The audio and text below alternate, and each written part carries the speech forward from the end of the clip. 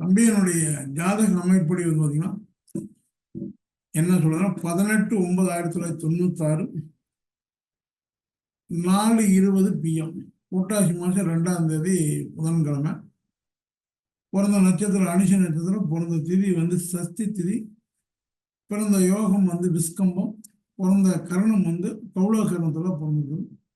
புதன்கிழமை மதியத்துக்கு மேல் பிற்பகல்னு சொல்லக்கூடிய 4 மணிக்கு பிறந்திருக்குங்க. புரட்டாசி மாதம் புதன்கிழமை. அப்போ பிறக்கும்போது இந்த தம்பி பிறக்கக்கூடிய காலத்தில் வந்து பார்த்தீங்கன்னா கோள்களுடைய நிலை அப்படின்னு பார்த்தீங்கன்னா கோள்களுடைய நிலை மகர லக்னம், ராசி வந்து பார்த்தீங்கன்னா விருச்சிக ராசி, நட்சத்திரம் அனிஷ நட்சத்திரம். இப்போ இவருக்கு வந்து பார்த்தீங்கன்னா லக்னத்தில் கிரகம் இல்லை, 2ல் கிரகம் இல்லை, 3ல் சனிக்கேது, 4ல் கிரகம் இல்லை, 5லையும் கிரகம் இல்லை, 6லையும் கிரகம் இல்லை, 7 செவ்வாய் சுக்கிரன், 8ல் கிரகம் இல்லை, 9ல் புதன் சூரியன் ராகு, 10ல் கிரகம் இல்லை, 11ல் மாந்தி ப்ளஸ் சந்திரன், 12ல் குரு. இந்த மாதிரி ஒரு கிரக நிலை அமைப்பில் பிறந்து புதன் திசையில் சனி புத்தி சனி அந்தரம். சரிங்களா? அப்போ இவருடைய ஜாதக அமைப்படி வந்து பார்த்தீங்கன்னா புதன் திசையில் சனி புத்தி சனி அந்தரமே போகுது. அப்படி பார்க்கும்போது இவருக்கு இந்த பிறந்த தேதி எப்போ வந்து 5 நாள் ஆச்சு. பிறந்த தேதி முடிஞ்சு 5 நாள் ஆச்சு. அடுத்த பிறந்த தேதி வரைக்கும் தான் நம்ம கணக்கு. அதுக்கு மேலே சொன்னால் அது மாறி போயிடும், பொய்க்கா போயிடும். அடுத்த பிறந்த தேதி வரைக்கும் இவருக்கு என்ன பலன் கொடுக்க தயாராக இருக்குது அப்படின்னு பார்த்தீங்கன்னா இவருடைய ஜாதக அமைப்படி வந்து பார்க்கும்போது 1 ஆண்டு காலம் அப்படி இருக்குன்னா 365 நாளில் 366 நாளில் இன்னும் 351 நாள் இருக்குது.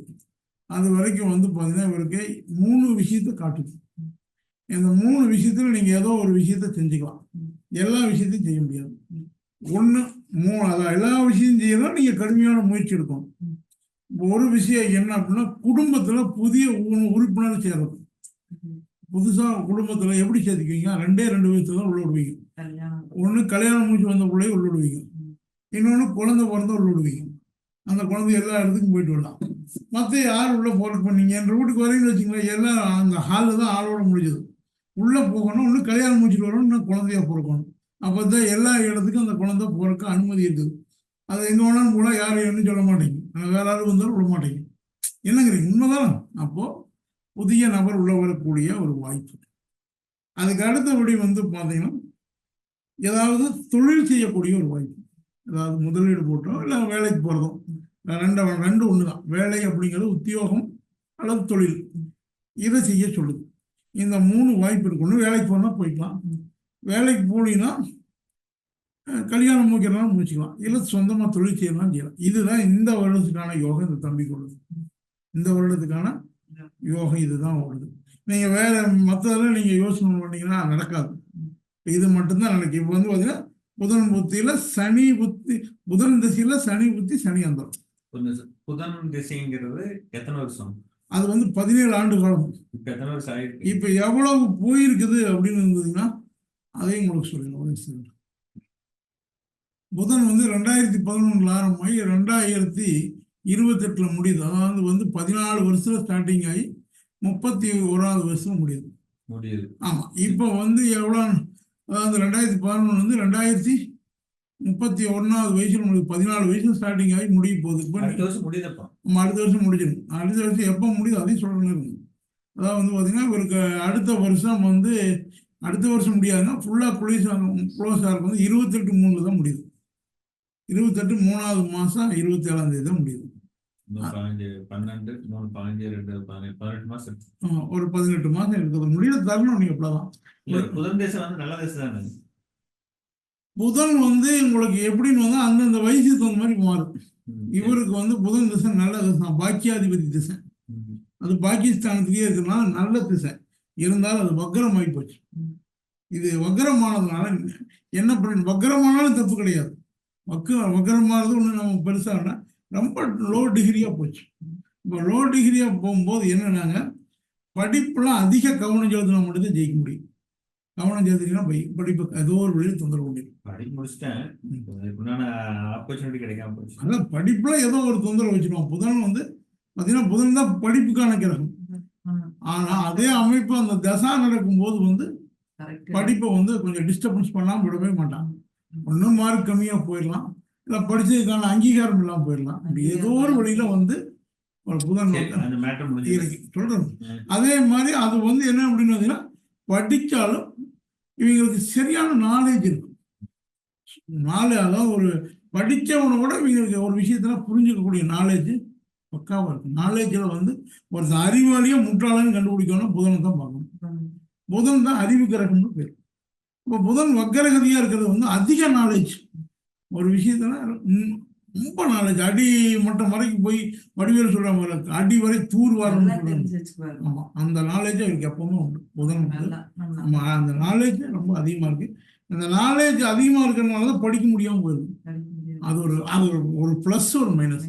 நீங்க புதன் யாருக்கு வக்கரமா இருக்கா அவங்களாம் சிறந்த அறிவாளிகள்.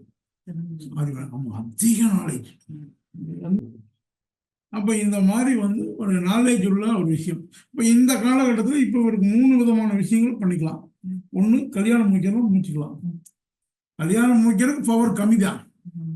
தொழிலுக்கும் வேலைக்கு போறது இந்த ரெண்டு பயங்கர பவரா இருக்கு. இப்ப நீங்க ஏதோ ஒண்ணு வந்து இந்த காலகட்டத்துல நீங்க முடிவு பண்ணிக்கிறது ரொம்ப காலத்தில் ஒண்ணு கல்யாணம் முடிச்சுக்கலாம், இல்ல தொழிலை தொடங்கிக்கலாம். இந்த கல்யாணம் பண்ண முடியும். தொழில் என்ன சிரமம். நீங்க அப்படி நாம எல்லாத்தையுமே குறி சொல்ல முடியாதுங்க. தொழில் இல்லாத கல்யாணம் முடிச்சுக்கிறாங்க, தொழில் பண்ணி கல்யாணம் முடிக்காத ஆள் உண்டு. நம்ம அப்படி இப்போ திருமணத்தை பொறுத்தவரை வந்து பணமோ பொருளாதாரமோ தீர்மானிக்கிறது இல்லை. அந்த யோகம் வந்து எப்படியாவது வந்து நடக்கும். அப்ப இவருடைய ஜாதக அமைப்படி வந்து பார்க்கும்போது இவருக்கு செவ்வாய் தோஷம் இருக்கு. கண்டிஷனா கல்யாணம் முடிக்கிற பொண்ணுக்கு வந்து செவ்வாயினுடைய தோஷம் இருக்கணும். அது மட்டும் இல்லை, இவருக்கு வந்து பாத்தீங்கன்னா என்ன பிரச்சனை அப்படின்னு பார்த்தீங்கன்னா, இவருடைய ஜாதகத்துல வந்து இது என்ன சொல்லுவோம் அப்படின்னு பார்த்தீங்கன்னா, உங்க வகையாறுல ஏதோ ஒரு பெண்கள் பாதிச்சுக்கிறதா சொல்லுவோம். பெண்கள், அதாவது அம்மா வகையாறுலையும் எடுத்துக்கலாம், அப்பா வகையாறுலையும் எடுத்துக்கலாம். இந்த பெண்கள் பாதிச்சா அந்த பெண்களுடைய பாதிப்புன்னு எப்படி சொல்றது, உங்களை வந்து ஏதோ ஒரு வழியில் அவங்க வந்து என்ன பண்ணிக்கிறாங்க அப்படின்னு பார்த்தீங்கன்னா சபிச்சிருக்காங்க. ஆமா, உங்க 2 பேர்த்துல உங்க வகையால உங்க கணவர் வகையால இருக்கலாம். ஆமா, உங்களை சபிச்சதுனால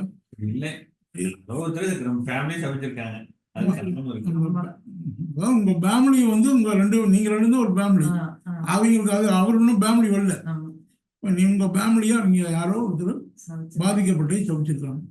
இந்த சபிச்சிருக்கிறதுனால என்ன பிரச்சனை அப்படின்னு பார்த்தீங்கன்னா, முன்னாடி இந்த தம்பி பிறக்கிறதுக்கு முன்னாடி நடந்தது.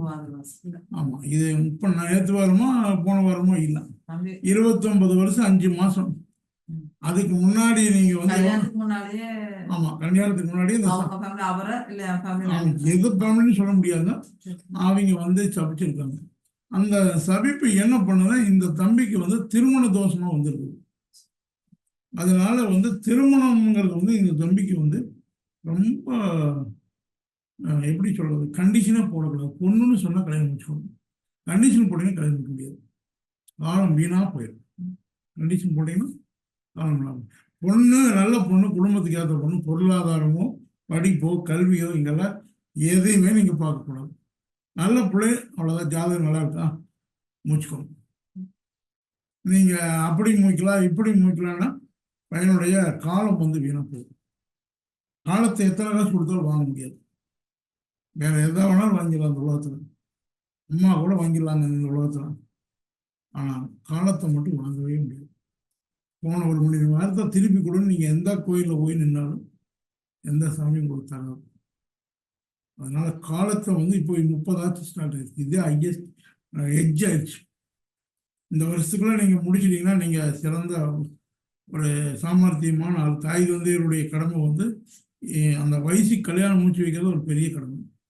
இப்போ நீங்க இந்த காலகட்டத்தில் வந்துட்டு கொஞ்சம் இதுவே யோகம் உங்களுக்கு கம்மியாக தான் இருக்குது, 30% தான் வருது. அப்படின்னு என்ன அர்த்தம், நீங்க தான் இழுத்து பிடிக்கணும்.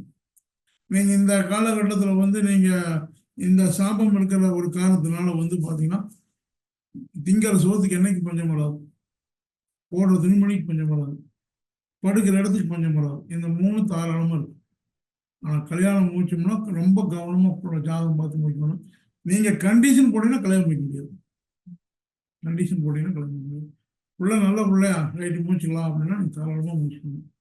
எனக்கு அப்படி வசதி வேணும், சொத்து வேணும், நான் தொழில் பண்ணித்தான் மூப்பேன் அப்படி இப்படின்னா நீங்க இந்த ஜாதத்துக்கு பேசவே கூடாது. பொண்ணு கிடைச்சா முடிச்சு கொண்டு இருக்கணும். அந்த வசதி வாய்ப்பு அதெல்லாம் ரெண்டாவது பட்சம். உங்களுக்கு இப்போ இந்த மாதிரி ஒரு ஜாதகம் வந்துன்னா நாங்களே ஜோசியராக இருக்கிறனால நாங்கள் என்ன செய்வோம் அப்படின்னு பார்த்தீங்கன்னா அவாய்ட் பண்ணுவோம். உங்களுக்கு ஒரு புள்ளக்காரை கொண்டு வந்து எங்கள்கிட்ட கொடுத்தான்னு வச்சுக்கோங்களேன், அவன் பார்ப்பேன் ஆடி இது வேறு தோஷமாக இருக்குது, நாளைக்கு ஏதாவது பிரச்சனை கொடுக்குறது அப்படின்னு சொல்லி அந்த ஜாதகம் எடுத்துட்டு வேறு ஜாதகம் தான் போக முடியும். அப்போ நம்ம ஜாதகம் வந்து உள்ளேயே போகாம வெளியே வந்து பரிகாரம் கடைசியாக பேசணும். அப்போ நீங்கள் இதில் என்னன்னா முதல்ல பரிகாரத்தை விட நீங்கள் உங்கள் மனசை மாற்றிக்கிறத தலை சிறந்த பரிகாரம். நமக்கு இதுதான் நிலை. அப்போ நம்ம ஜாதக அமைப்புக்கு தகுந்த மாதிரி நம்முடைய நிலையை மாற்றிக்கிறது தான் தலை சிறந்த பரிகாரம். நம்ம நிலையை மாற்றாமல் என்னதான் வழிபாடோ பரிகாரமோ செஞ்சால் பிடிக்காது. சரி, இந்த கண்டிஷன் தான் நமக்கு வருங்கிறாங்க, நம்ம அதை தான் பயன்படுத்திக்கணும். இப்போ நீங்கள் இங்கே இருக்கிற ரூமில் இந்த ரூமில் என்னமோ அதுதான் நம்ம பயன்படுத்திக்கணும். அந்த ரூமில் இருக்கிறத எடுக்க முடியாது, அதை அடுத்த பிறவிக்கான. அப்போ இந்த தம்பி ஜாதகத்திலையும் வந்து பார்த்தீங்கன்னா இன்னொரு விஷயத்த நம்ம இங்கே எடுத்துக்க வேண்டியது வருது. என்ன விஷயம்? இந்த தம்பிக்கு போன பிறப்பில் நல்ல மனைவி இருந்திருக்காங்க. அந்த மனைவி இந்த தம்பி வந்து கவனிக்காமல் கொடுமைப்படுத்தி இந்த மாதிரிலாம் பண்ணிடும். அதனுடைய விளைவு இந்த காலத்தில் வந்து அதனுடைய பாதிப்பு வரும். அப்போ நீங்கள் கல்யாணம் எத்தனை பொருத்தம் பார்த்து முடிச்சாலும் அந்த பொண்ணை கொஞ்சம் அட்ஜஸ்ட் பண்ணி தான் நீங்கள் வச்சுக்கணும். அட்ஜஸ்ட் பண்ணுறதுனா என்ன அட்ஜஸ்ட் பண்ணால் கொஞ்சம் விட்டு பிடிக்கணும்.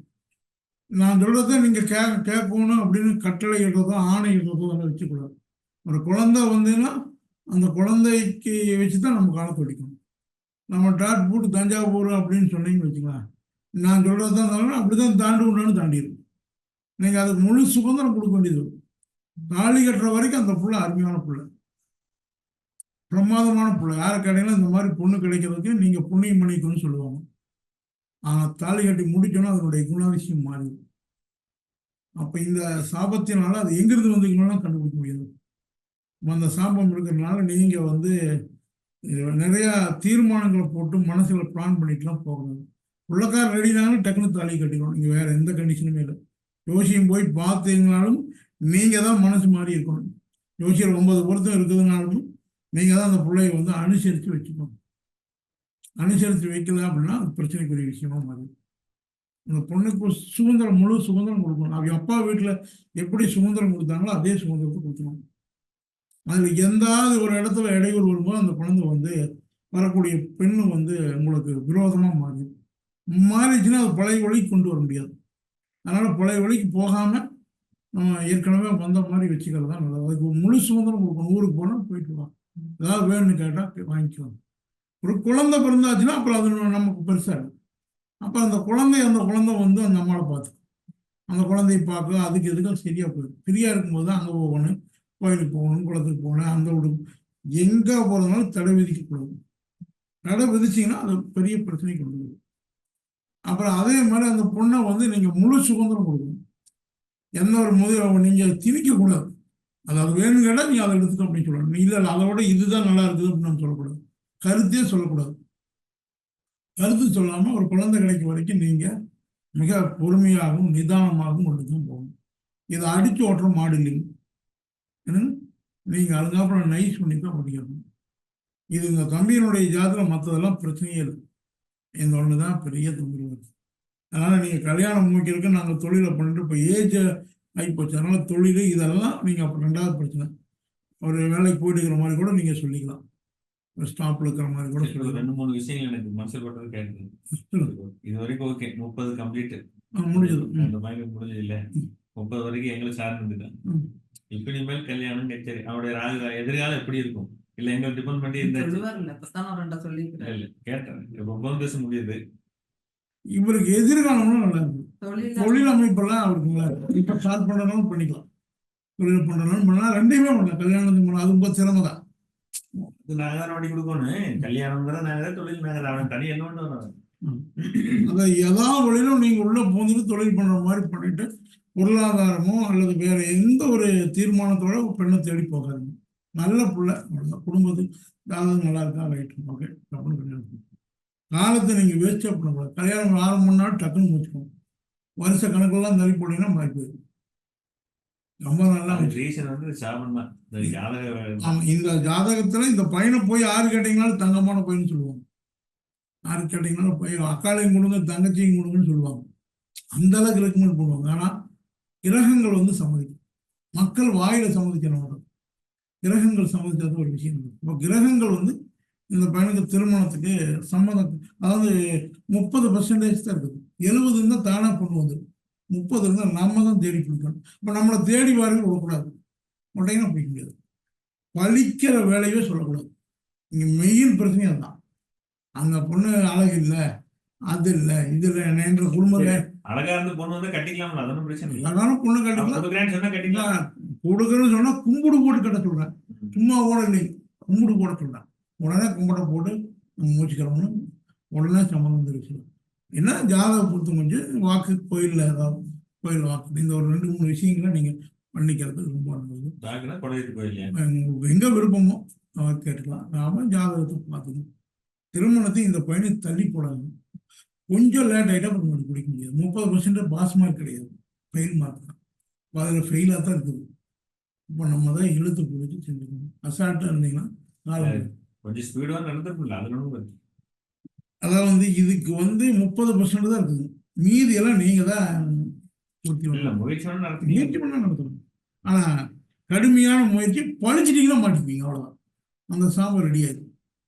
அதை தொடாத வரைக்கும் அது தூங்கிட்டே இருக்கும். அந்த சிங்கம் புளின்னு வச்சுங்க, சிங்கம் கூட சோம்பேறி, சிங்கம் புளின்னு வச்சுங்க, தொடாத வரைக்கும் அது நம்ம கிடைக்காது. அவங்க ஏதோ ஒரு பிள்ளை குறை சொல்லிட்டீங்க அப்படின்னா அதை முடிச்சுக்கணும். அப்ப எந்த பிள்ளை பார்த்தாலும் நம்ம வந்து குறை சொல்றதும் அல்லது அதை பிடிக்கலன்னா கூட அதை நாசூக்கா தான் சொல்லணும். அப்படி சொல்லி அந்த புள்ள காதுக்கு போயிடுச்சுன்னு வச்சுக்கோங்க, ஒண்ணு கொடுக்கணும்னு சொன்னா கும்பிடு போட்டு வச்சுக்கணும். வேற எதுவுமே பேசாது. அவங்க தயாரா இருந்தா சரி. நம்மளுக்கு சுருக்கமா சொல்ல போனா இந்த கல்யாணம் வந்து வம்ச விருத்தி திருமணம். நம்முடைய வம்சத்தை விருத்தி பண்ணிக்கலாம். சந்தோஷம் கம்மி, சந்தோஷம் 30 தான் இருக்குது. இப்போ வம்சத்தை விருத்தி பண்ணிட்டோம்னா அப்புறம் அது அப்படியே நினைக்கும்.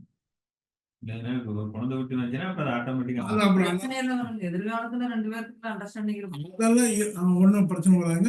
இருந்தாலும் நீங்க அட்ஜஸ்ட் பண்ணி போய்க்கணும். இந்த குழந்தை தான் தீர்மானிக்கும் உங்களுடைய லைஃப்பை வந்து கொண்டு போறதுன்னு. அந்த குழந்தை தான், அந்த குழந்தையை வச்சுதான் நம்ம அந்த பொண்ணை நம்ம கட்டுப்படுத்த முடியும்.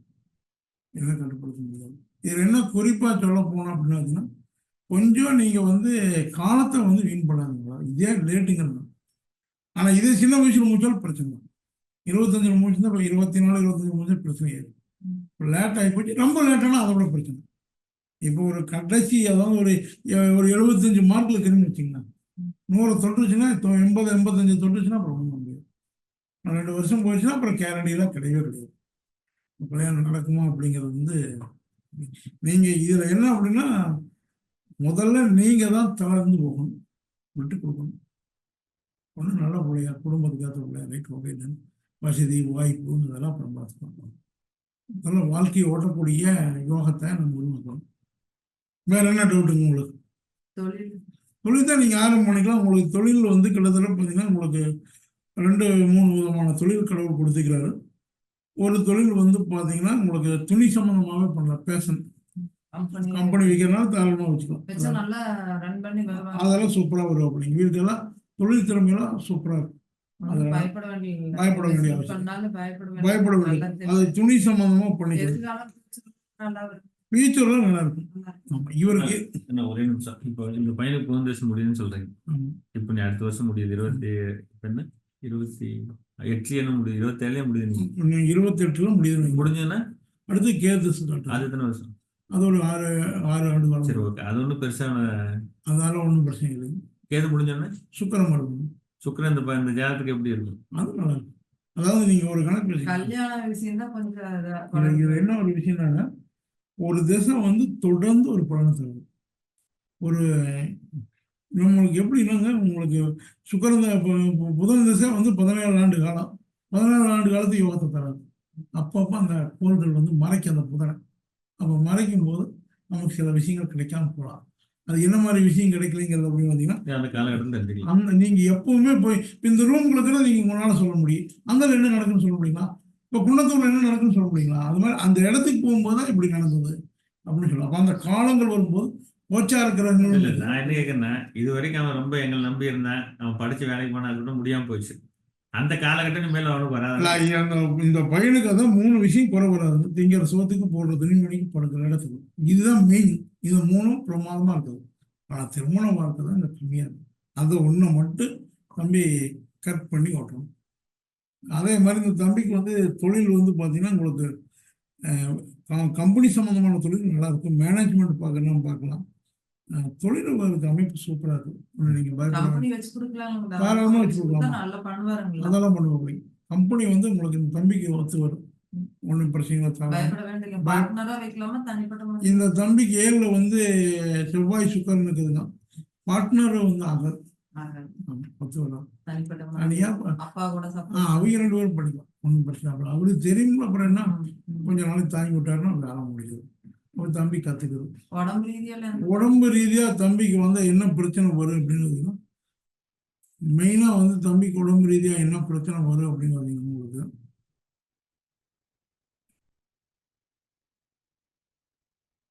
இன்னும் தோல் சம்பந்தமா ஏதாவது வரலாம். ஸ்கின் அலர்ஜி அல்லது நரம்பு சம்பந்தமான இந்த காலம் இப்போ வராங்க. கண்டிஷன் அது சம்பந்தமான வாய்ப்பு இருக்குது. அதெல்லாம் ஒண்ணும் பண்ணாது. அதாவது மோஷன் சம்பந்தமான பிரச்சனை வரலாம். ஆமா, அவங்க போன பாத்ரூம் ரொம்ப டைம் எடுத்துக்குவாங்க. போனா 10 நிமிஷத்துல 5 நிமிஷத்துல வந்துடுவாங்க. இவங்க எல்லாம் பாத்தீங்கன்னா ரொம்ப டைம் எடுத்துவாங்க. இந்த உணவு தண்ணி அதிகமா குடிக்கணும். குடிக்கவே மாட்டாங்க. அதனால மலம் வந்து கட்டி ஆயிடும். அதனால மோஷன் போறதுக்கு ரொம்ப டைம் எடுக்கும். மற்றபடியில உடம்புல ஒன்றும் பயப்படுற அளவுக்கு ஒன்றும் இல்லைங்க. தொழில் நீங்க தான் அமைச்சுக்கணும். அதுக்கான வாய்ப்பு இருக்குது. இப்போ மழை பெய்யுதுன்னா அந்த மழை பெய்ஞ்சு நீங்க தான் கொண்டு பாத்திரத்தை வெளியே வச்சுக்கணும். அதே பாத்திரத்தை வீட்டுக்குள்ள வச்சீங்கன்னா எத்தனை தான் மழை பெய்ஞ்சாலும் நம்பாது. அந்த பாத்திரத்தை கொண்டு போய் வச்சாலும் குப்பரை வச்சு பண்ணிட்டீங்கன்னா அது பிரயோஜனம் இருக்காது. இப்போ உங்களுக்கான யோகம் நல்லா இருக்கும். இதுல மெயினா வந்து நீங்க தொழில் மற்றெல்லாம் பெருசா யோசிக்கல. திருமணத்தை மட்டும்தான் இந்த தம்பிக்கு நீங்க அப்பா சொத்து பூரிய சொத்து அவன் பேர்ல இருக்குது. அதனால ஒண்ணும் தப்பு இல்ல. புதிய சொத்து ரொம்ப 1800 இருந்து அப்படியே பெரியவங்க ஓட்டு வந்தாங்க. அதுல எங்க பெரியவங்க இறந்தவங்க வந்து 2-3 பேர் வச்சிருக்கு. ஒரு பேஸ் இருக்கு.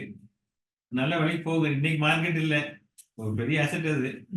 எப்ப எந்த காலத்துல வித்து மாத்திக்கலாமா இல்ல எப்படியும் வச்சுக்கலாமா கொஞ்சம் காலத்து வைக்கலாமா? ஆமா, சமாதானம் இருக்குது. அப்படிதான் சமாதி இருக்குது. கீழே போட்டாங்க. அதெல்லாம் 50 வருஷமா போச்சு. பூர்வீகம் அப்படிங்கிறது வந்து பாத்தீங்கன்னா இவருக்கு சுக்கிரன். அந்த சுக்கிரன் வந்து பாத்தீங்கன்னா செவ்வாயோட சேர்ந்து கடகராசியில தான் இருக்காரு. திருமணத்துக்கு பின்னாடி வித்துக்கணும். அது நல்லா விலைக்கு போகும். நீங்க திருமணத்துக்கு முன்னாடி பெரிய விலைக்கு அது போகும். நீங்க எதிர்பார்க்கிற விலைக்கு போகாது. திருமணத்துக்கு பின்னாடி அது நல்ல விலைக்கு நீங்க எதிர்பாராத விலைக்கு போகக்கூடிய வாய்ப்பு இருக்கு. தம்பிக்கு தாலி கட்டணும் வரும். அதை பத்தி பேசலாம். இப்போ பொண்ணு வந்து வர யோகம்லாம் நல்லா இருக்கு. அதுல யோகத்தெல்லாம் குறையிருக்காது. கொஞ்சம் பிடிவாத குணம் இருக்கு. அதை நீங்க தான் கொஞ்சம் அட்ஜஸ்ட் பண்ணி காய்கறி பொண்ணு வந்ததுக்கு அப்புறம் நல்லா இருக்குங்களா? லைஃப் நல்லா இருக்கும். அப்படின்னா அது வந்து என்ன அப்படின்னு பாத்தீங்கன்னா அது இவருடைய ஜாதத்துல நல்லா இருக்கு. அதெல்லாம் முடியல. தொழில் பத்தி அதெல்லாம் ஒரு பையனுக்கு நல்லா டெவலப் ஆகுன்னு சொல்லுவாங்க. அதெல்லாம் அந்த மாதிரி விஷயத்துல இந்த தம்பிக்கு யோகம் தான். மனைவி வந்தவரை பொருளாதார உயர்வு தான். அதே மாதிரி இன்னொரு விஷயம், மாமனார் வீட்லயும் வந்து நிறைய சப்போர்ட் பண்ணுவாங்க. அந்த யோகம் அவங்களுக்கு முடிஞ்ச சப்போர்ட் பண்ணுவாங்க. அந்த சப்போர்ட் நமக்கு வந்து நல்லதா முடியும். ஒருத்தர் எத்தனை மாமனார் சொத்து கொடுத்து அழிச்சு போட்டாலும் உண்டு. அந்த மாதிரி எல்லாம் ஒண்ணும் பயப்பட வேண்டிய. ஒரு பொண்ணு வந்தா தொழில் வந்து ஒவ்வொரு பொண்ணு வரையா போகுது. இந்த தம்பிக்கு அந்த மாதிரி யோகம் எல்லாம் இல்லைங்க. அதாவது மனைவி வந்தவரும் பொருளாதார வீழ்ச்சி அப்படிங்கிறது இல்ல. மனைவி வந்தவரும் இவருக்கு வந்து மனைவிங்கிற காரகிரகம் வந்து 11ஆம் இட லாபஸ்தானத்துல தான் கொண்டு. ஆமா, லாபஸ்தானத்துல போனது லாபம் தான். 2-3 பேரும் சொன்னாங்க பொண்ணு வந்த ரொம்ப நல்லா.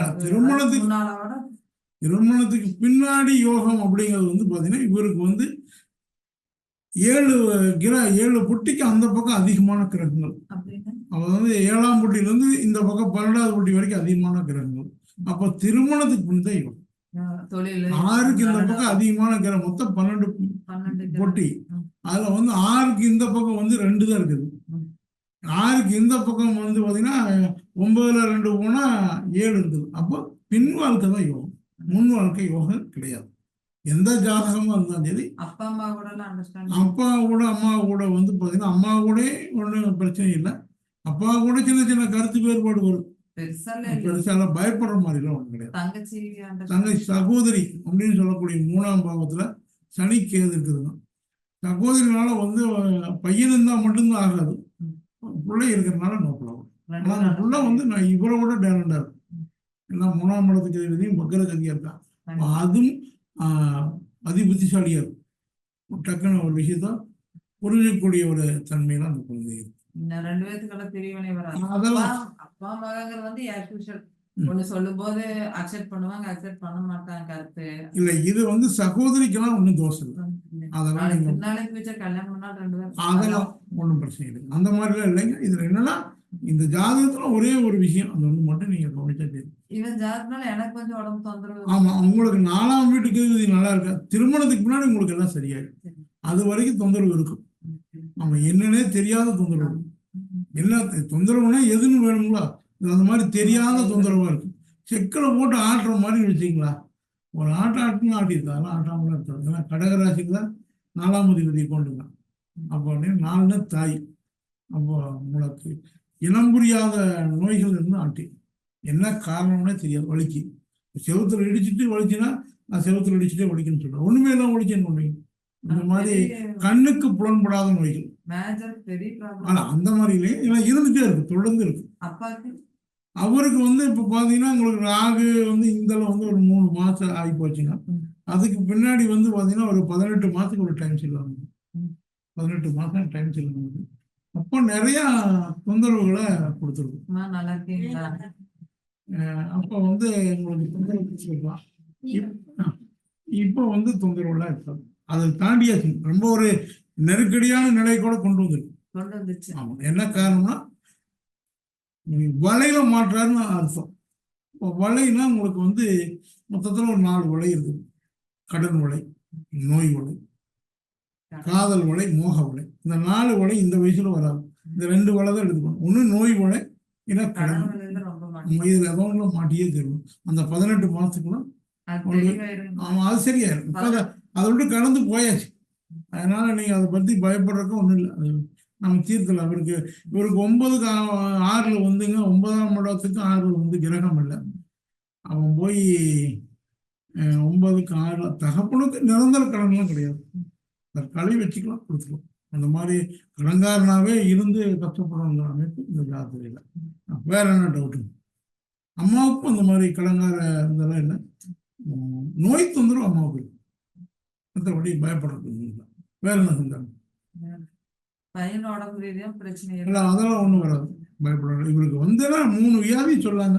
மோஷன் சம்பந்தமான ப்ராப்ளம், மலக்குடல்னு சொல்றாங்க, அது சம்பந்தமான ப்ராப்ளம். அது இல்லைன்னு வச்சுங்களா, தோல் சம்பந்தமானது அல்லது நரம்பு சம்பந்தமானது. அது இங்க வரல நம்ம வாழ்க்கையில் அப்படின்னு பார்த்தீங்கன்னா சுரப்பிகள் சம்பந்தமான பிரச்சனை வரும். சுரப்பிகள், கண்ணுல சுரப்பி இருக்கு, கண்ணுல சுரப்பி குறையுது, சலவாயு சுரப்பி, ஸ்கின் அலர்ஜி. இதுல 3ல ஏதோ ஒண்ணு வரும். சுரப்பிகள்லாம் வயிற்றுல பாத்தீங்கன்னா சுரப்பி இருக்குது, சுரக்காம ஜீரணமாகாம தொந்தரவு. இந்த மாதிரி ஏதோ ஒரு சுரப்பிகள், அது இல்லைன்னா நரம்பு சம்பந்தமானது, தோல் சம்பந்தமானது. அதை கட்டுப்படுத்திக்கலாம், குணப்படுத்த முடியாது. சான்சியல் குணப்படுத்த முடியாது, அது வராம அப்படியே அதை தூங்க வச்சுக்கலாம், தட்டி எழுப்பாம. மெயினா வந்து கத்திரிக்காய் சாப்பிடாம இருந்தாவே போதும். சாப்பிட மாட்டேங்க, புளி கத்திரிக்காய் அதிகமா சேர்த்துனால புளியினால வராது, கத்திரிக்காய் தான் வந்து ஆப்போசிட். தோலுக்கு பிடிக்காத ஒரு விஷயம் கத்திரிக்காய். அதே மாதிரி இன்னொரு விஷயத்தையும் எடுக்கலாம். தோலுக்கு பிடிக்காத வந்து பால், மோர். ரெண்டுமே பால் பால், மோர் இது வந்து பிடிக்காது. இதெல்லாம் எதிர்வினையானது.